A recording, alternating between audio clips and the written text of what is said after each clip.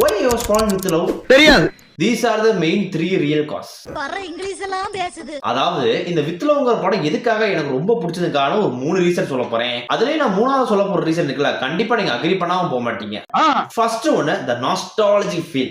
இப்போ இருக்கிற இந்த கரண்ட் சோஷியல் மீடியா வேர்ல்டுல எல்லாருமே ஒரு ரொபோட்டிக் மைண்ட் செட்டுக்கு வந்துட்டோம். அதாவது வேலை வேணும், சம்பளம் வேணும், சோறு திங்கணும், எவன் எக்கேடு கெட்டு போனான்னா நான் நல்லா இருக்கணும் அப்படிங்கிற ஒரு மைண்ட் செட் தான் இப்ப இருக்கிற எல்லாருமே இருக்கும், இன்க்ளூடிங் மீ.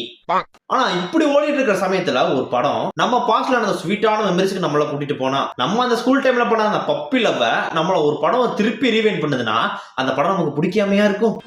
செகண்ட் ரீசன் பாத்தீங்கன்னா நேச்சர். ஒரு படத்தை நம்ம பார்க்கும்போது இருக்கிறதுல எது ரொம்ப கஷ்டமான விஷயம்னா அந்த படத்தோட நம்ம அடாப்ட் ஆகுறது. இந்த படத்தை பொறுத்தளவுக்கு எங்கேயுமே நம்ம சினிமா பாக்குறோம் விஷயத்தை தாண்டி அந்த வேர்ல்டுக்குள்ள நம்ம இருக்கோம். சத்யான ஒரு பையன் இருக்கா, மோனிச்சான ஒரு பையன் இருக்கா, இவங்க ஒரு லவ் லைஃப் இருக்கு, இப்ப இவங்க எக்ஸ் தேடி போறாங்க, இதுக்கப்புறம் இங்க என்னென்ன நடக்குது அப்படின்னு அவங்க கூட நம்ம டிராவல் பண்ணி பாக்குற மாதிரி ஒரு படத்தை எடுத்திருக்காங்க. இப்போ அவங்க எங்க எல்லாம் இருக்காங்களோ எல்லா இடத்துலயும் நம்மளும் கூட இருக்க மாதிரி ஒரு ஃபீலிங் கொடுக்குது, இன்க்ளூடிங் தி ஹோட்டல் சீன்.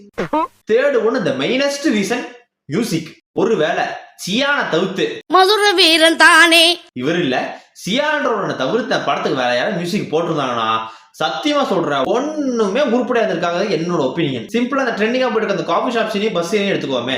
சத்யாகிரன் வந்து அனிஷா கிட்ட ப்ரொபோஸ் பண்றான். அப்ப அனிஷா சொல்லுவா, சாரி சத்யா கல்யாணம் ஆயிருச்சு அப்படிங்கிற மாதிரி சொல்லும் போது 2 செகண்ட் ரியலைஸ் பண்ணிட்டு டக்குன்னு சத்யா சிரிக்கும் போது பேக்ரவுண்ட்ல ஒரு பாட்டு ஒண்ணு ஓடும் பாருங்க, நான் சேர்த்த கனவெல்லாம் நிஜமானதே.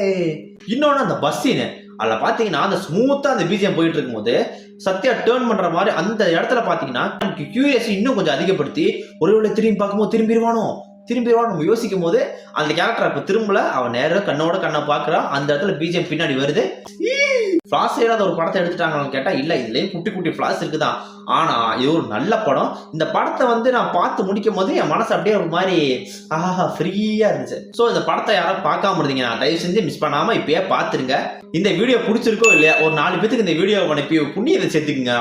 இந்த மாதிரி நிறைய மூவி சீசன் வேணுமா நம்மள ஒரு ஃபாலோ பண்ணிக்கோங்க.